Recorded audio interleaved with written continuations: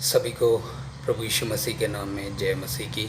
परमेश्वर के नाम की महिमा हो।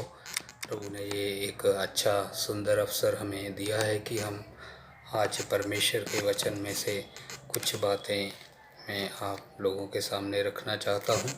परमेश्वर के नाम की महिमा हो।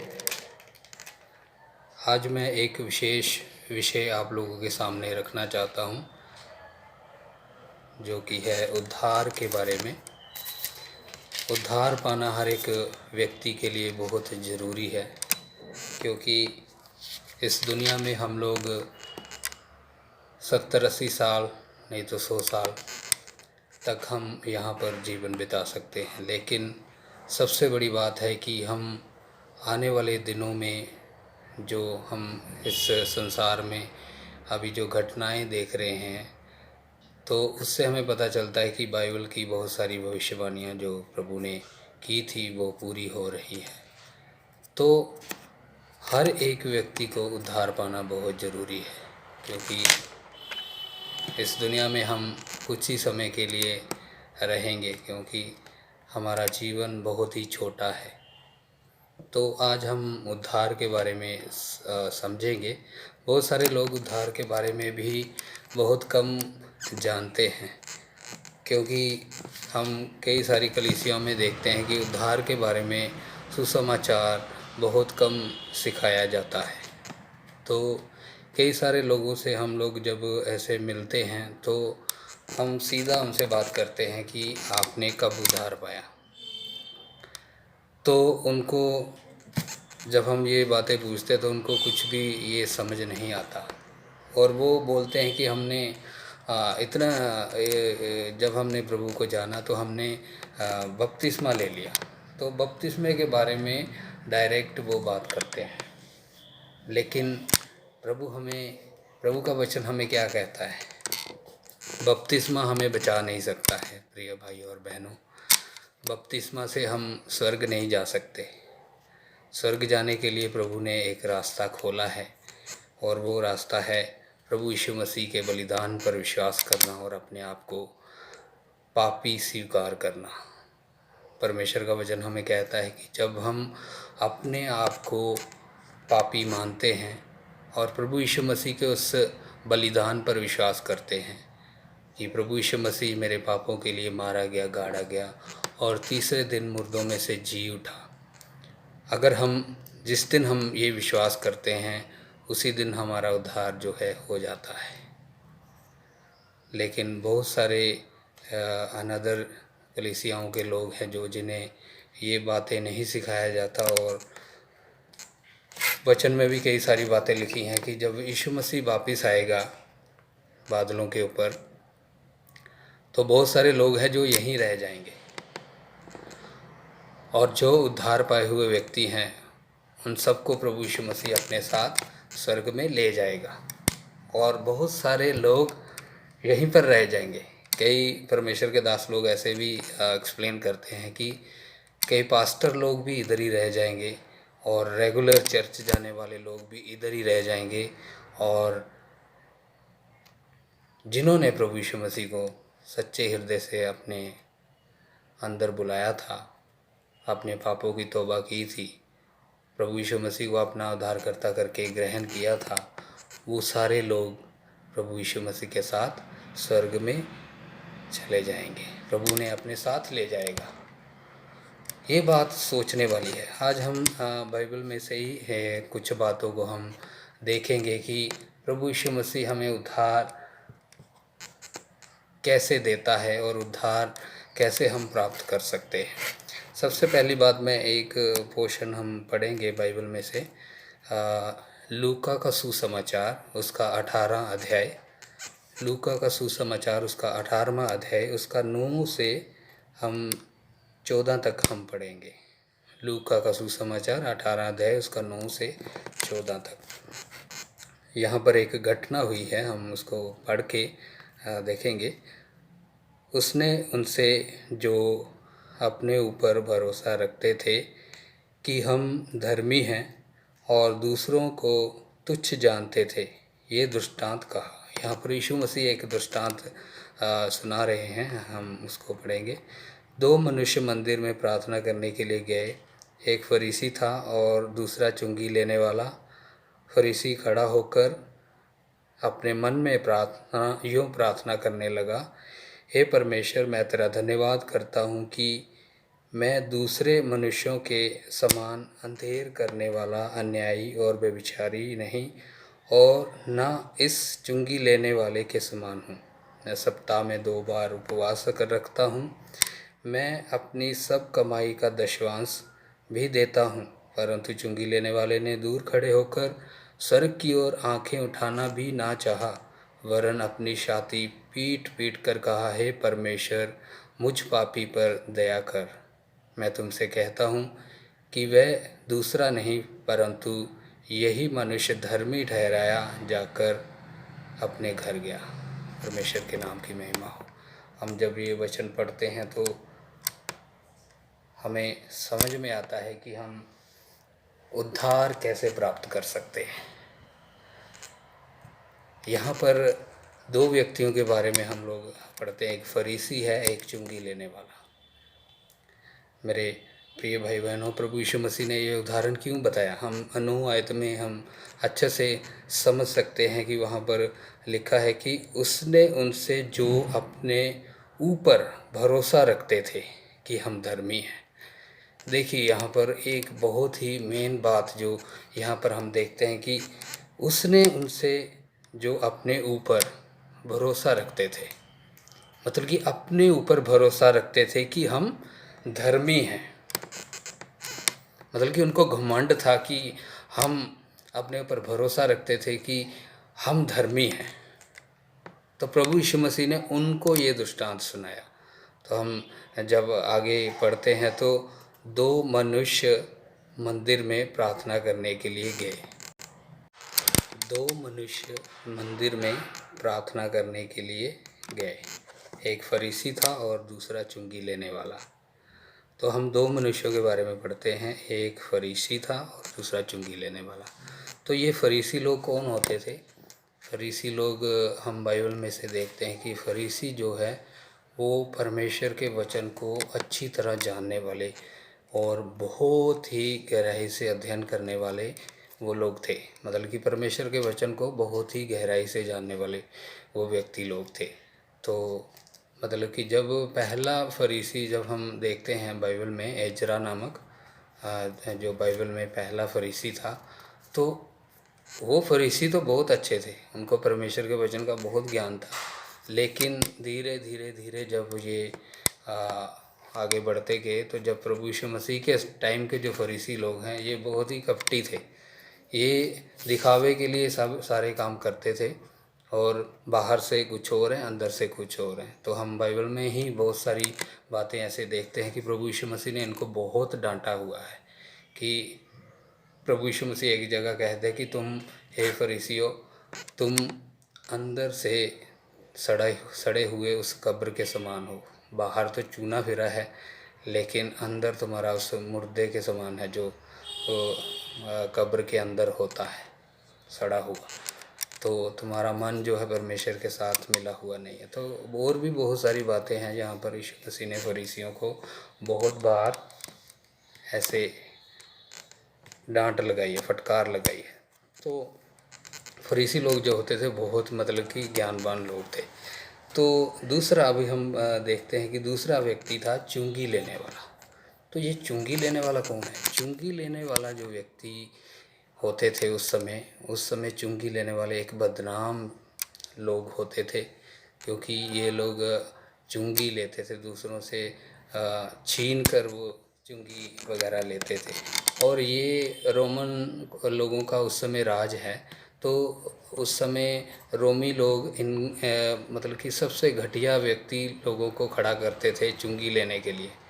तो हम समझ सकते हैं सीधी भाषा में कि ये उस समय के गुंडे बदमाश लोग थे जो कि पूरे सभी लोगों के सामने गिरे हुए व्यक्ति थे।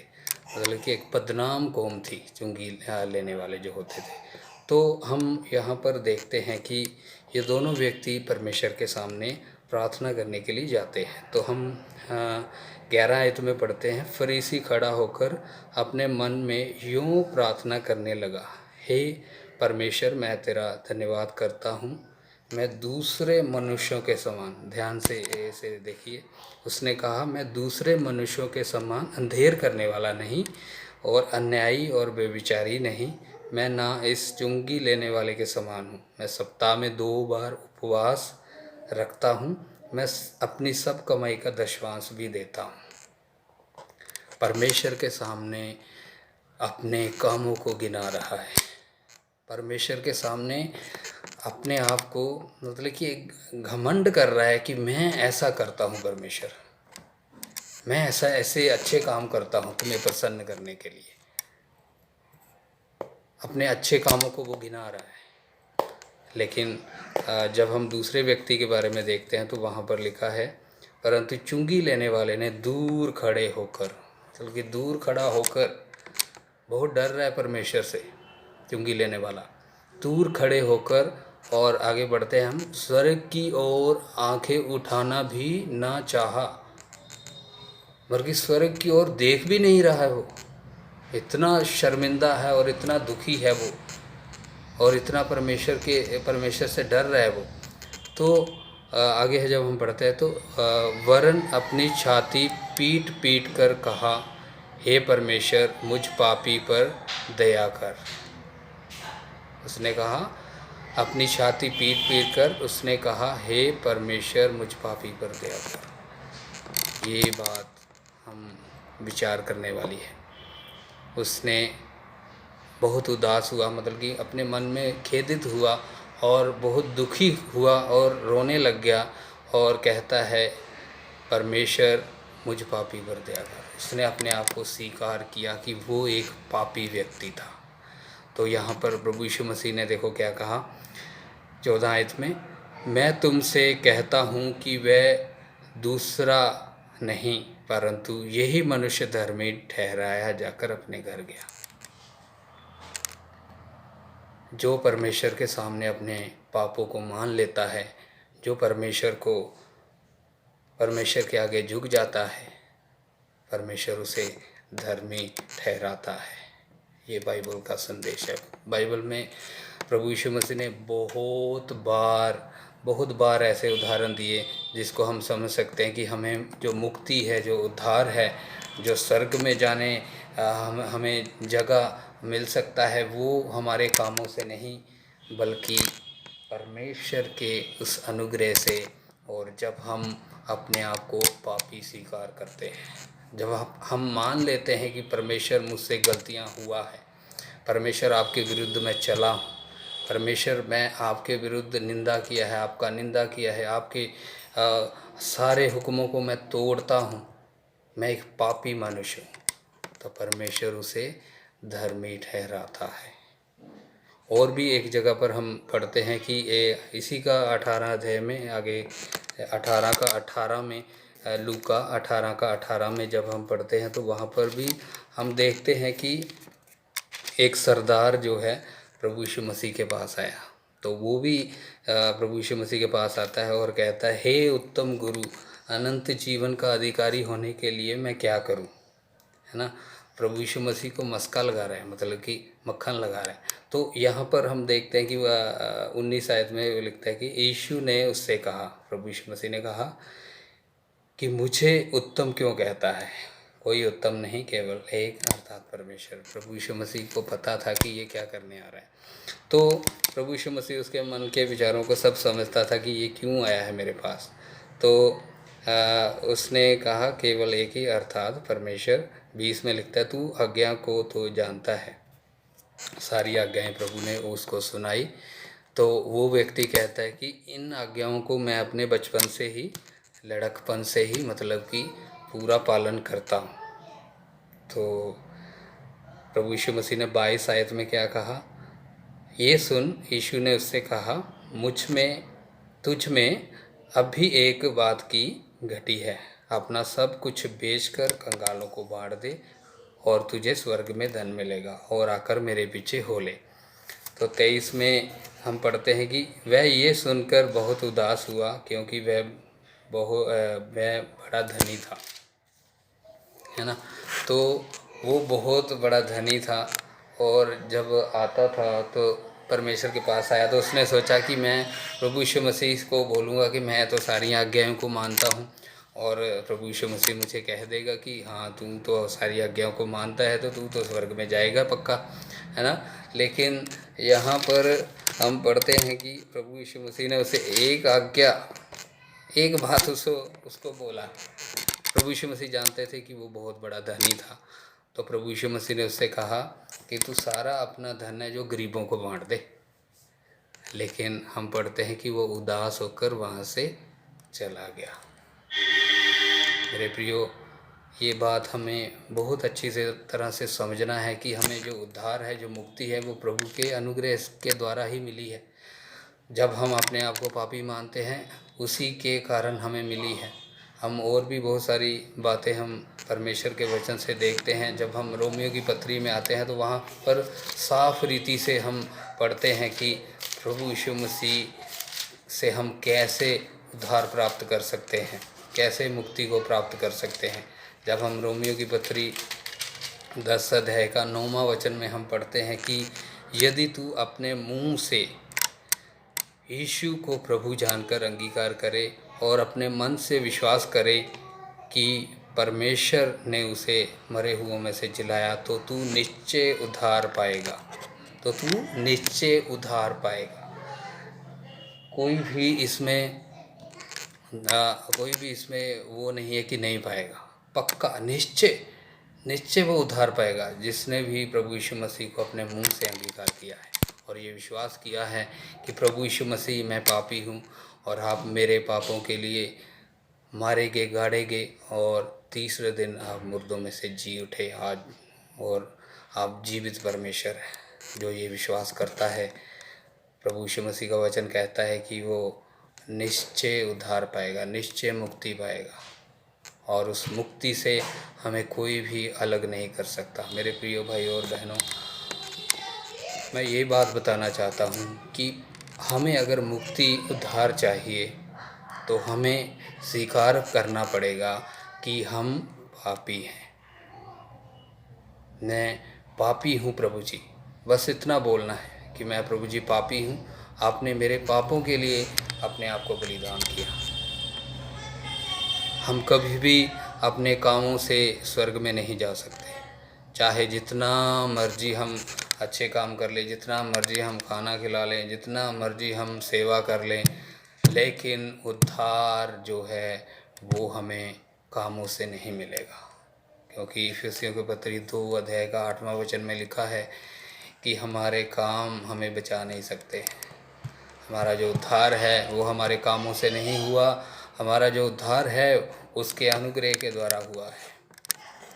और सीधी बात है कि परमेश्वर के सामने अगर कोई अकड़ता है तो परमेश्वर उसे कदापि माफ़ नहीं करते।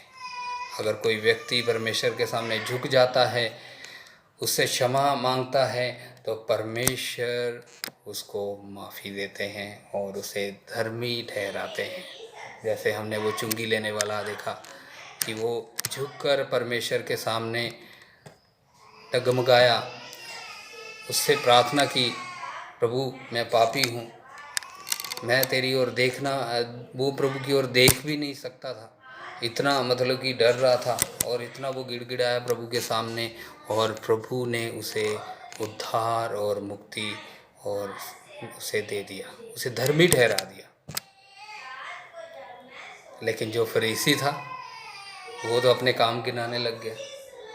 तो सीधी सी बात है कि हमें जो उद्धार मुक्ति है उस पर विश्वास करने के द्वारा, और हमें जब हमने स्वीकार किया कि हम पापी हैं, प्रभु हमें सहायता करे कि हम इन बातों को समझें, इन बातों को हम समझें कि हमें उद्धार कैसे प्राप्त हो सकता है।